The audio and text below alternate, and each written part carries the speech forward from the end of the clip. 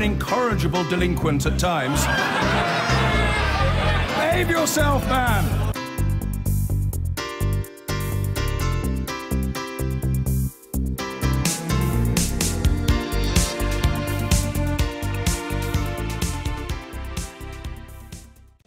It is the biggest crisis of Jeremy Corbyn's leadership. His deputy, Tom Watson, has joined the Shadow Foreign Secretary Hilary Benn in saying there's a compelling case for Britain to join airstrikes on Islamic State militants in Syria, in direct opposition to Mr Corbyn.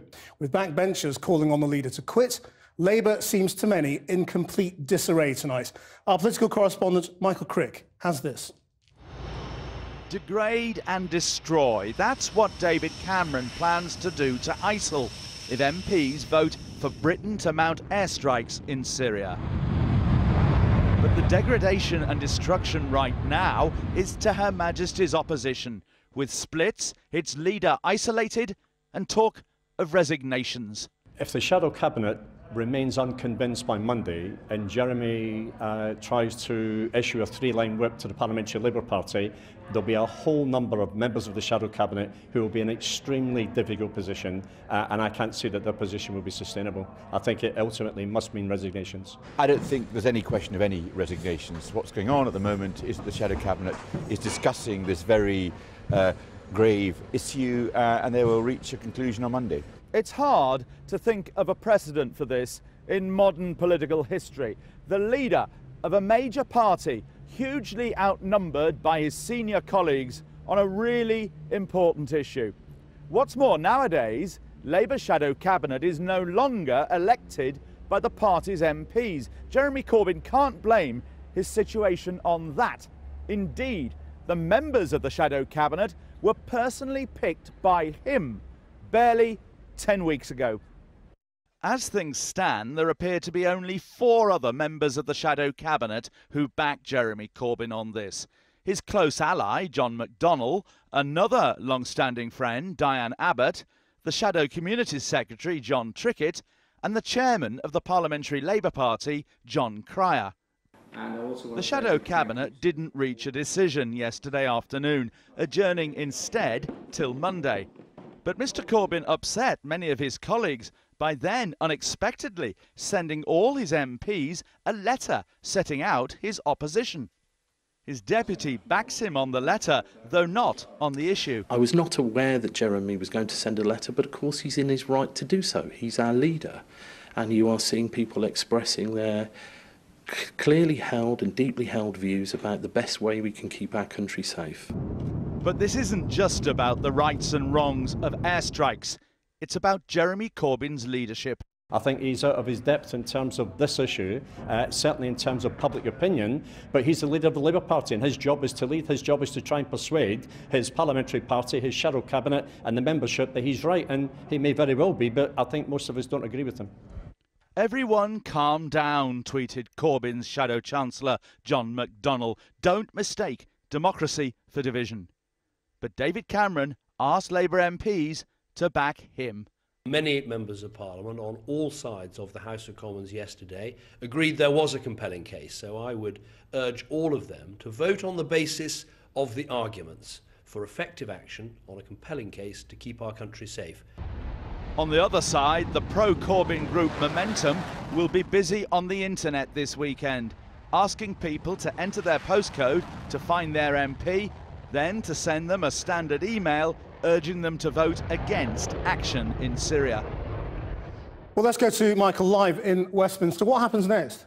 Well, lots of lobbying over the weekend. Yesterday we saw Jeremy Corbyn appealing directly to his MPs. It wouldn't surprise me if over the weekend he sends an email directly to the party members. After all, that is where his power base lies. And then on Monday, though, I think we'll see a messy compromise, probably an agreement to hold a free vote. But that'll be embarrassing enough, which you'll end up seeing Jeremy Corbyn on the one side voting against the government, on the other side likely to be voting with the government. His Deputy Tom Watson, Hilary Benn, his Foreign Affairs spokesman, and a substantial chunk of the Shadow Cabinet, and maybe around up to perhaps half of the Parliamentary Labour Party. So where does that leave the threat to Jeremy Corbyn? Well, a couple of former ministers today said suggested he ought to resign. Clearly, a lot of people are using this to give him a bit of a kicking, but clearly, too, it's taken its toll on him personally. I was struck by one of his colleagues telling me how yesterday his morale looked shot through as he sat reading out a word for word a prepared statement, and later sat looking glum and silent. Nothing like the Jeremy Corbyn of the summer, the leadership campaign, the resilient, confident Corbyn of that time. And I suppose there must be a slim chance that he won't survive all of this. But Michael, some of the Corbynites are saying it's been a great day for them. Well, he has had some good news. The Unite Union, Len McCluskey, came to his help over Syria, saying it would be wrong to bomb innocent civilians and children. The Fire Brigades Union have decided today to re-affiliate to the Labour Party, so that will give, in the long term, Jeremy Corbyn a lot more votes in party conferences and so on. And also today, the National Executive decided that his head of policy, Andrew Fisher, who was suspended a few weeks ago because of various tweets that he'd made in the past, they decided to give Mr. Fisher a reprimand, but decided to reinstate him as a party member. Thanks, Michael. Well, with me now is John Mcternan, Tony Blair's former Director of Political Operations, and we're joined from North London by the former Mayor of London, Ken Livingstone, who was recently appointed by Jeremy Corbyn co-chair of the party's Defence Review. Now, last night, Mr. Livingstone stirred another row in the party when he accused Tony Blair of being responsible for the 7/7 attacks on London. Here's what he said in an argument on BBC's Question Time. This idea that you can absolve the people that killed those innocent Londoners by blaming it on Tony Blair is shameful. Well, you can, because... Blame it on the people who carried out the atrocity. Yes, and go and look what they put on their website. They did those killings because of our invasion of Iraq. Well, then just accept the propaganda of the terrorists then, Ken. No, they gave their lives. They said what they believed. They took Londoners' lives in protest against our invasion of Iraq. They used a line that they knew would divide. John Mcternan, what is wrong with what Ken Livingstone said? It's inaccurate, it's nauseating. The fact is, those terrorists were training from 2001. They had links with the Bali bombers. Those people were intent on killing people somewhere in a bombing attack. It's nothing to do with Iraq. And for Ken Livingstone to dare to say that terrorists gave up their lives as if they were some kind of martyrs is appalling. Ken Livingstone? Well, we just go back to that period. I was Mayor of London, and when Tony Blair took the decision to intervene, he was told by the security services this increased the risk of a terrorist attack in Britain.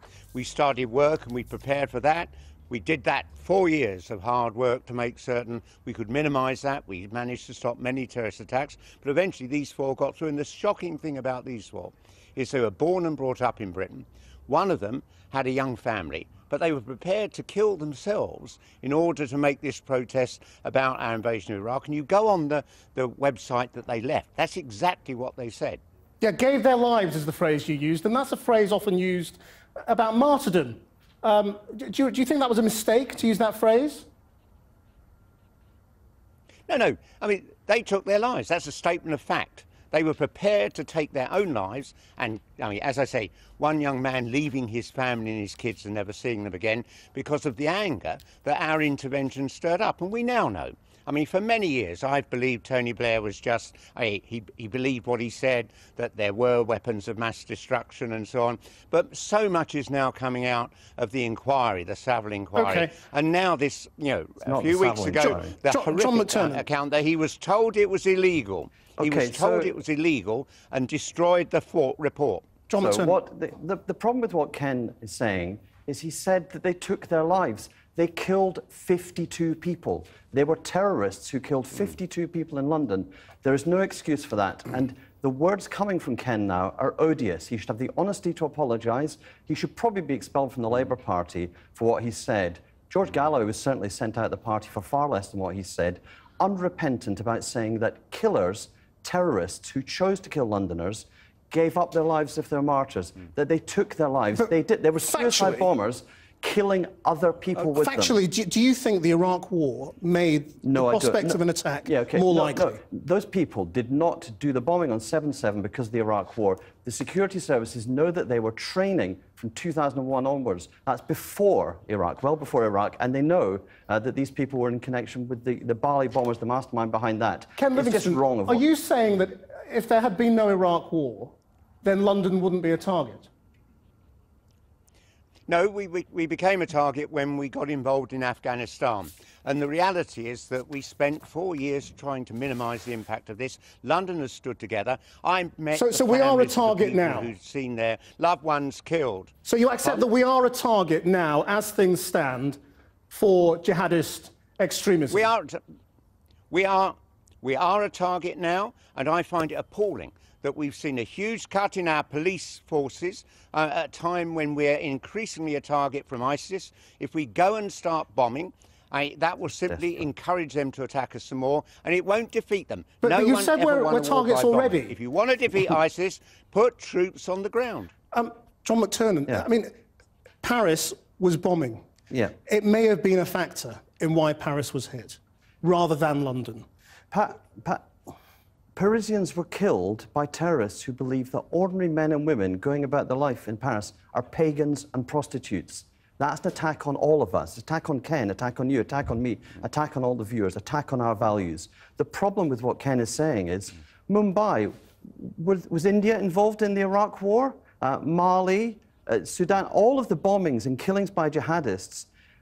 The danger of the kind of rhetoric that's being used by Ken is that you absolve the terrorists. They are killers. They are guilty. They did not need to kill a single person. They didn't need to kill anybody in Paris. They didn't need to kill people in Madrid. They didn't need to kill people in New York. They're choosing to do this. But what a lot of people on Ken Livingstone's side say is, if you bomb in Syria, you will make the threat greater. Well, you don't make the threat greater. The threat is there already. We are pagans and prostitutes in their eyes. We have to deal with them through force and through intelligence. Ken Livingstone, you wanted to come in.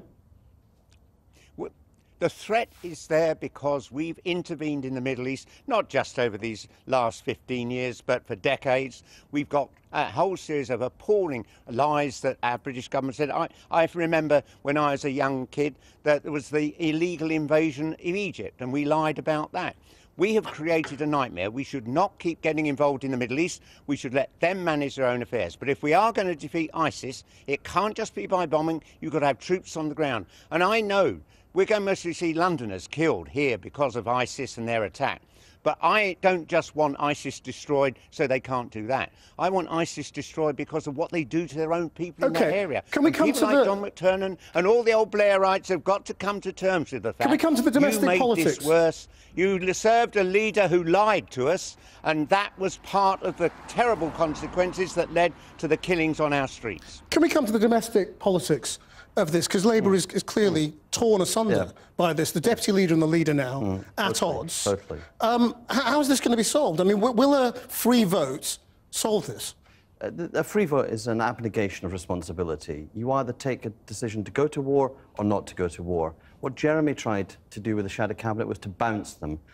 They should refuse to be bounced. He's tried to humiliate Hilary Benn. He should refuse to be humiliated. The Shadow Cabinet on Monday have to say to Corbyn that there should be a whipped vote in favour of air strikes on Syria, and that he should be forced to either follow the whip, the Labour Party, or break it. Ken Livingstone, if a majority of the Shadow Cabinet want a whipped vote in favour of military action, should Jeremy Corbyn bow to democracy? No, because it isn't a democracy. I mean, the reality is the vast bulk of Labour Party members, and another 1,000 joined last week, are opposed to these airstrikes. And the reality is that the Parliamentary Labour Party does not reflect the opinion of Labour Party members, because during the Blair years, local parties weren't allowed to select the candidates they wanted. They had to choose from a list that had been agreed by the party machine and the party leadership, and good, decent Labour people were usually kept off that list. Ken Livingstone, John Mcternan, thank you both for coming in. I've been